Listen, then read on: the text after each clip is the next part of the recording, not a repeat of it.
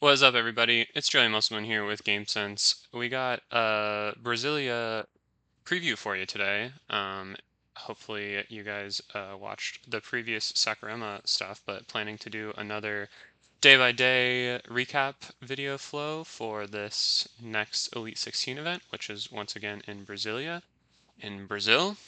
I thought last time went pretty good, and I have made some improvements in the 2 weeks since, so excited to show off some of these overlays here. Without further ado, let's get this started. So I need to go here and then do that or that. Okay, awesome. And then let's just, yep, that's all good. Cool. So on to our slides for today. Like I said, we're going over Brasilia, and I wanted to start actually, if you've watched the videos from last week, you know about our Glicko versus FIVB seeding. So the way that they see these tournaments is based off of this FIVB seeding. Just grabbing a mosquito real quick mid-video.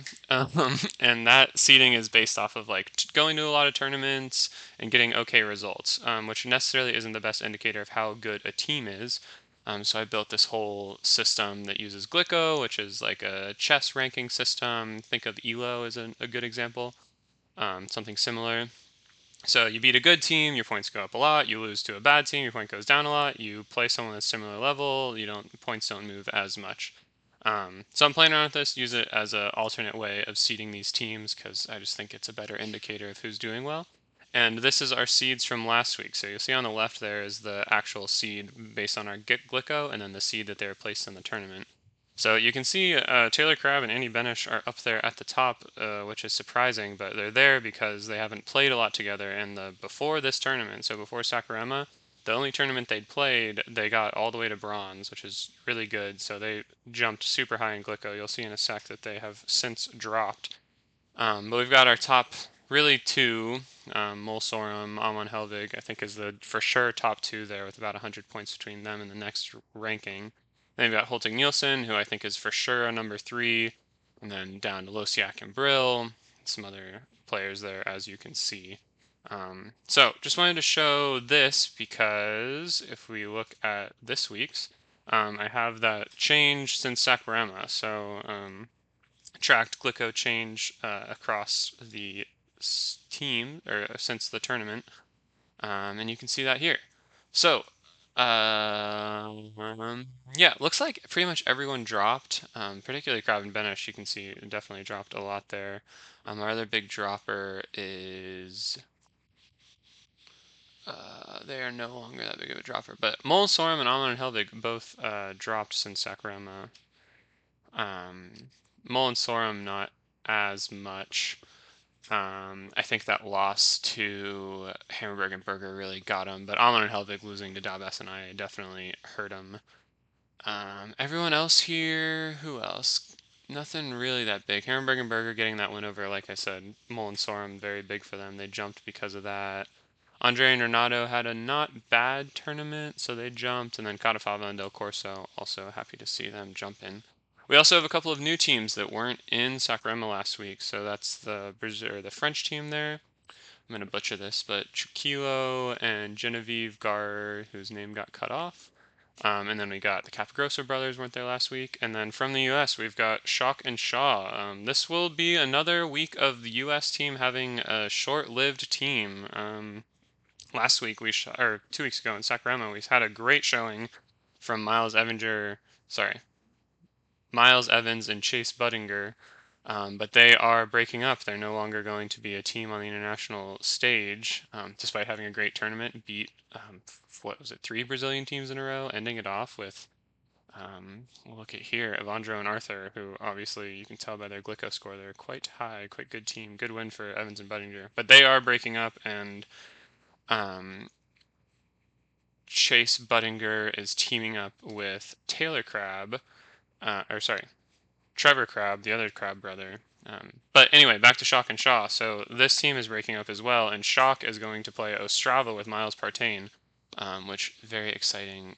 But that's enough about the U.S. If you wanted to take a look at any of these for some more, feel free to screenshot anything here. But we'll continue on to qualifiers. So hey, there's that Trevor Crabb. He is playing in this tournament, strangely enough, but he is teaming up with Wyatt Harrison. Who else do we have here? Caldwell and Laboulier. They have been looking good. That Laboulier seems like he's going to be the next big U.S. blocker. People keep saying he's improving a lot. So excited to see him working on the international stage.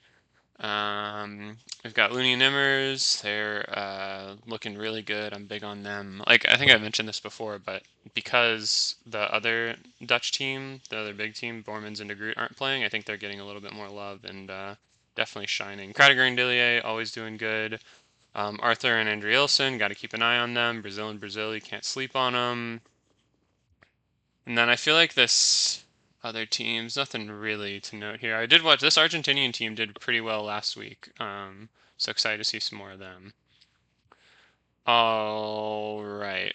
Pool previews. So we don't know qualifiers yet. We'll know who wins qualifiers tomorrow, but what we know now is this. So Pool A, we got Åhman and Hellvig, this French team who I am having trouble pronouncing, so I will not. And the Grimalt brothers. So you can expect Åhman and Hellvig to kind of coast through here. Whoever the qualifier is might have a shot at doing some damage here because this 12 and 13 seed definitely vulnerable. I mean, the French team is definitely good. I don't know as much about them as I know about the other two French teams, but I've heard good stuff about them, so we will see. Then here's a new feature I got. This is a player page. So I'm trying to. I had a friend reach out recently and say we were talking about international beach volleyball, and he was like, "Ugh, it's so hard to keep track of it because there's so many different teams." So hopefully this new player page I have is going to help kind of identify what different players are good at, so it's easier to watch, easier to identify. Um, so for David Åhman, experienced viewers will know this stuff, but he is very quick. So he's got the wheels badge there. Very good at chasing down balls, getting really good touches on stuff that you would not think he would be able to get to, or any person should be able to get to. He is half of the jump setting architect for both of these Swedish jump setters on this team. Um, but I do think that he is the better of the two at jump setting. Also really good at swinging on two from pretty far off the net. And then of course we got to talk about the Olympic and the world gold. Reigning Olympic championship, also won worlds last year. This guy is fun to watch. So excited to see them come back. Like I said, they lost to Daubas and IA in the last tournament, which was kind of a surprise. So interesting to see how they come back. All right, Pool B, we've got another Swedish team, Hölting, Nilsson, and Andersson, Crabb and Benesh, and Cottafava and Del Corso. You heard it before, but I am big on Cottafava and Del Corso. Love watching them. Let's talk about the big boys, though. Hölting, Nilsson, and Andersson made it to the gold medal match last week. Can't beat Brazil yet. Or, sorry, can't beat Norway yet. Same friend that I was talking about, he was like, "So, which Swedish team do you like more?" And I was like, "Well, I feel like Åhman and Hellvig got to be the better team until Hölting, Nilsson, and Andersson beat Mol and Sørum." So, might see that breakthrough there this week. Crabb and Benesh notably actually beat Hölting, Nilsson, and Andersson in that first tournament in Joao Pessoa. So, interesting to see that rematch here. I should have had that as a rematch card. I don't think I got that one. But yeah, this one could be interesting. Crabb and Benesh busted out of pools last week and lost all three of their games, so hopefully something better from them with these two teams that seems like they might be able to do some damage against. But hard to sleep on the number 2 seed there. And let's talk about Hölting Nielsen. Young phenom, silver medalist from World Champs. All those accolades there you see. Dude has butter sets. He just looks so clean. His swinging is really good. He's an excellent blocker, obviously. Moves really well. Can't say enough about this guy. He's definitely the star of this team. I think Andersson can be a little bit error prone sometimes. Also, obviously, very, very good player, but Hölting Nielsen tends to be the star of the show here. And I'm going to switch back to my other cam real quick just to show you this because I love how Hölting Nielsen will rip the Giannis Antetokounmpo. Well, botch that, but he'll give him this one when the ball is out. So keep an eye out for the finger wag. I should add that as a badge for him. Anyway, back to this. Yeah, I mean, expect this guy to do great things, cool stuff. Love watching this guy. Very fun to watch. All right, on to Pool C, which is our French pool. We've got Gauthier-Rat and Rotar and Daubas and Aye, and then Schalk and Shaw. Um, so yeah, Daubas and Aye, I think we have a slide for them in a sec, but they did play at the last tournament, and Daubas and Aye ended up winning it. So excited to see some more stuff out of Rotar and Gauthier-Rat. They got bronze in Worlds last year and tend to make splashes when they come to things. Didn't really do much in Sakurama last week, but yeah. And then Shock and Shaw, hoping that they have another U.S. lower second tier team run through this tournament. They definitely have a very high skill ceiling. There's a lot of examples of Shock and Shaw getting really close last year and then missing it last second. So expect them to, I don't know, hopefully not do bad in those clutch moments, but they have a tendency to do it. So expecting them to overcome, and also maybe some of that last tournament juju will help them get the win here, at least make some noise in this pool. Cool. Now we're just going to talk about Teo Rotar. Super big blocker. I'm trying to remember how he did at Adelaide. I remember being like getting a lot of blocks. Definitely has the ability to take over a match, like it says there. Obviously bronze. This is saying we got to watch out for his cut shot. Definitely interesting. Typically, you see big blockers just hitting ball hard, hitting ball high, but hitting the ball high doesn't necessarily hitting the ball high is just a good thing. Hitting the ball high and hitting it hard is a good thing, but you can also hit the ball high and have a nice cut shot and placement. So love to see that out of a big blocker, the placement along with the power. And then this flag to social media, I actually checked it before and it didn't seem too big, but definitely love to see players embracing social media. I just saw today that the Vikings released a new podcast. They had like a video vlog that was going on forever that they haven't been doing as much recently, but love to see the players contributing to social media. Love getting to see what they're up to. So yeah, here's this match highlight I was talking about. So these two actually have a ton of history, a bunch of challenges. All different versions of the teams have played. You can see there, looks like most of them have been going the way of Gauthier-Rat. But like I said last week or 2 weeks ago in Sakurama, Daubas and I did it 0-2. Two tight sets, so you can see the scores there, 23-21, 21-19. So close. Rotar and Gauthier-Rat are looking for the payback. We will see if they can do it. And Daubas and IA, like I said, big win last week. They had silver medal in Joao Pessoa, came into Sakurama on riding that silver medal, beat Åhman and Hellvig, number 2 team in the world, and then go on to semifinals day and lose to, was it Plavins and Fokerots? No, it was someone else. No, they just got washed by Hölting, Nilsson, and Andersson. Not really beat them up, and then they played Plavins and Fokerots in the bronze medal match and lost. So looking at Daubas and IA to come back from kind of a disappointing end of the last tournament, they definitely have the heights to, I would say, win. I think they have the heights to get a gold. It'll be tough with all 3 of the top 3 here. And then Shock and Shaw and Daubas and IA also have a pretty long history here. So what do we got? We got some challenges. They played in Joao Pessoa last year, and Daubas and IA got the win in a close set. Look, there's another, like I was saying, Shock and Shaw have a history of some close sets, so they will be fighting to get this seed again. This should be a close one and an entertaining one. If Shock and Shaw can keep their errors to a minimum, and Shock can really take over from the service line and on the blocking line, and Shaw can just, hold it down. Sorry, I have that backwards. Shaw is the blocker, Shock is the defender, but you know what I'm saying.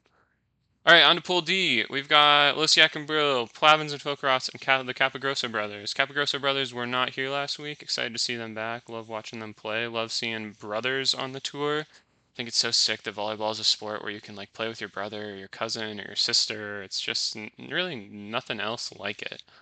But anyway, Łosiak and Bryl looked good in Sakurama, weren't strong enough to beat Mol and Sørum, but very few are. I feel like they always kind of get bad brackets, so excited to see them back in it.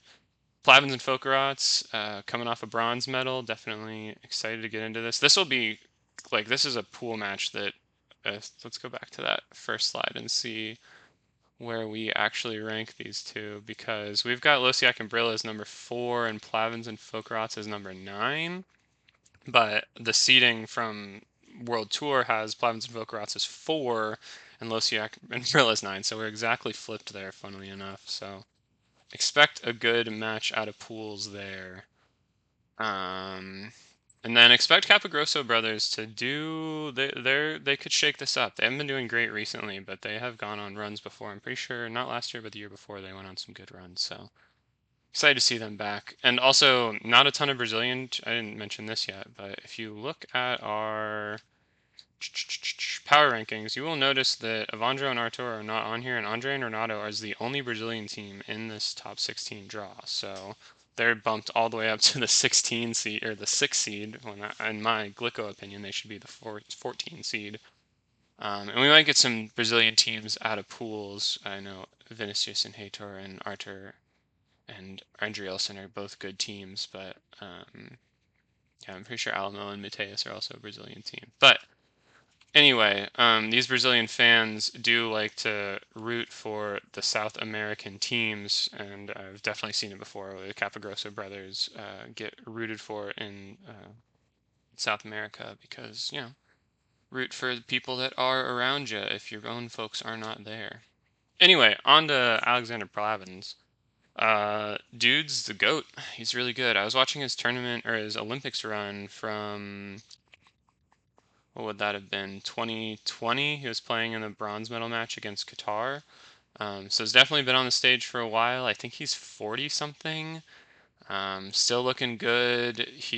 They call it the Plavins platter. You're gonna switch back to this camera.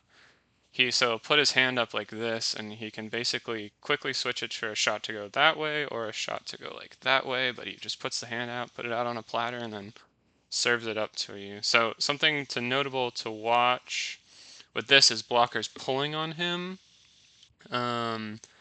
Bryl definitely has done some pulling. I don't know if the Capogrosso brothers will do some pulling, but interesting to watch out for there. He definitely shoots a lot. He's got power, but his real skill is in his shooting.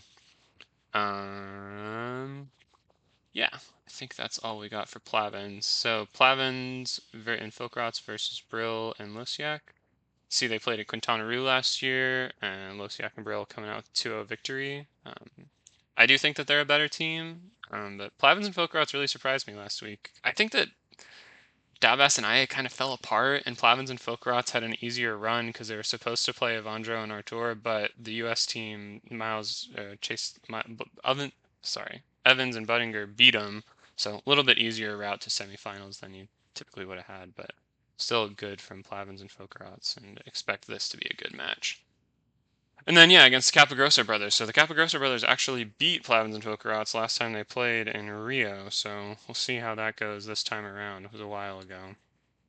All right, getting into the back half of these pools. We've got Pool E here with Norway versus Norway. Like I said, the Norwegian Vikings are back to vlogging, so expect to see this matchup in a future vlog for sure. Can't imagine Mole and Sørum aren't just going to roll through this. The one loss Mole and Sørum had last tournament was to Austria's Hammarberg and Berger. Turns out, I forget where I saw it, but Mole and Sørum were both sick for that, which is kind of saying maybe an excuse why they would have lost. Don't get me wrong, Hammarberg and Berger are a great team, but don't expect them to beat Mole and Sørum. And then we got to talk about Anders Mole. He was kind of the reason why I built this whole thing. So these two are both badges from myself. So I call him the banana block.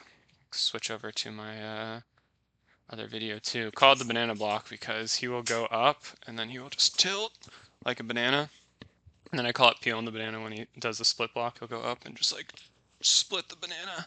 So that's the Anders Mole banana block. Love to see him. He is just oppressing. You see attackers go up against it and it's like, where were they supposed to go? He's just whole head above the net, arms above the net. It's just brutal. Then the other badge we have here is Game Takeover. He has the ability, was serving great in Sakurama, and to just like get point after point after point. So he can, when he's serving, kind of like how Avandro is when he's serving, it's like you are scared and he is trying to ace you, and if he's not trying to ace you, he's trying to hit the ball as hard as he can so that you shank the ball, you have a bad set, and then he just eats on the, broken play. So Anders Mole, terrifying to play against. Love to watch him. See Olympic gold there in Tokyo in 2020, world gold in Hammarberg in 2022. Um, yeah, just overall a really fun player to watch. And good social media. You can watch the Volley Vikings on their YouTube channel. So we've got matchups between these two teams. Obviously, Mole and Sørum have been winning here. Um, but brother versus brother matchup. Not on the same team.